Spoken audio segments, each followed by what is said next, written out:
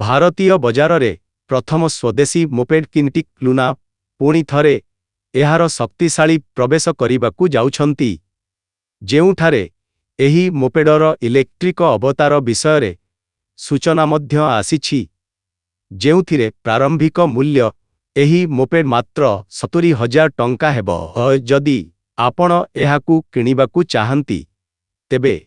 ଏହା ଏକ ଭଲ କ୍ରୟ ହୋଇପାରେ। କିନେଟିକ୍ ଲୁନା ଆପଣଙ୍କୁ ଏହି ମୋପେଡରେ ଜବରଦସ୍ତ ଫିଚର୍ସ ଦେବାକୁ ଯାଉଛି ଏବଂ ଏହି ମୋପେଡରେ ଦୁଇଟି ପ୍ରକାର ପ୍ରଦାନ କରିଛି, ଯେଉଁଥିରେ ବେସ୍ ଭାରିଆଣ୍ଟ ଏବଂ ଟପ୍ ଭାରିଆଣ୍ଟ ରହିବ, ଯାହାର ମୂଲ୍ୟ 74,000 ଟଙ୍କା ହେବ ଏବଂ ଏହି ମୂଲ୍ୟ ସରକାରଙ୍କ ସବସିଡି ଅଧୀନରେ ଯୋଡ଼ି ଦିଆଯାଇଛି ଏବଂ ଏହି ମୋପେଡ୍ ଆପଣଙ୍କୁ 5ଟି ରଙ୍ଗରେ ଉପଲବ୍ଧ କରାଯାଇଛି। କିନେଟିକ୍ ଲୁନାର ଫିଚର୍ସ କିନେଟିକ୍ ଏନର୍ଜିରୁ ଆସୁଥିବା ଏହି ଇଲେକ୍ଟ୍ରିକ ଲୁନା ଅନେକ ବେସିକ୍ ଫିଚର୍ସ ସହିତ ଦେଖାଯିବ, ଯେଉଁଥିରେ ଆପଣ ସରଳ ଡିଜାଇନ୍ ସହିତ ଗୋଲାକାର ହେଡଲ୍ୟାମ୍ପ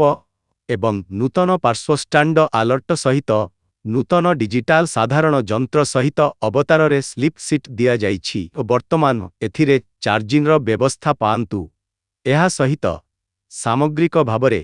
ଏହା ଏକ ମୋପେଡ୍ ଯାହା ଏକ ଇଲେକ୍ଟ୍ରିକ ସ୍କୁଟର ସହିତ ପ୍ରତିଦ୍ୱନ୍ଦ୍ୱିତା କରେ। Kinetic Luna battery pack electric Kinetic Luna ଆପଣଙ୍କୁ 1.02 କିଲୋୱାଟ ହାପ ମୋଟର ସହିତ ଅଫର କରାଯାଇଛି, ଯେଉଁଥିରେ 2ଟି କିଲୋୱାଟ ବ୍ୟାଟେରୀ ଯୋଗ କରାଯାଇଛି, ଯାହା ମାଧ୍ୟମରେ ଏହା 22 ନ୍ୟୁଟନ ମିଟରର ଟର୍କ ସୃଷ୍ଟି କରିଥାଏ, ଯାହା ସାହାଯ୍ୟରେ ଏହା ଚାର୍ଜ ହୋଇପାରିବ ଓ ଏକ ପୋର୍ଟେବଲ୍ ଚାର୍ଜର ସହିତ ଥରେ ଚାର୍ଜ ହୋଇଗଲେ ଏହା 170 କିଲୋମିଟର ପର୍ଯ୍ୟନ୍ତ ଯିବ, ଯେଉଁଠାରେ ଆପଣ ଏହାର ଅଫିସିଆଲ ୱେବସାଇଟ୍ ବୁକିଂ କରି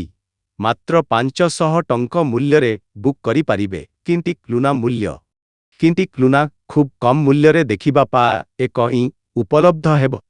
ଯେଉଁଠାରେ ଆପଣ 1 ଲକ୍ଷରୁ ଆରମ୍ଭ ମୂଲ୍ୟରେ ଅନ୍ୟ ଇଲେକ୍ଟ୍ରିକ୍ ସ୍କୁଟର ପାଇବେ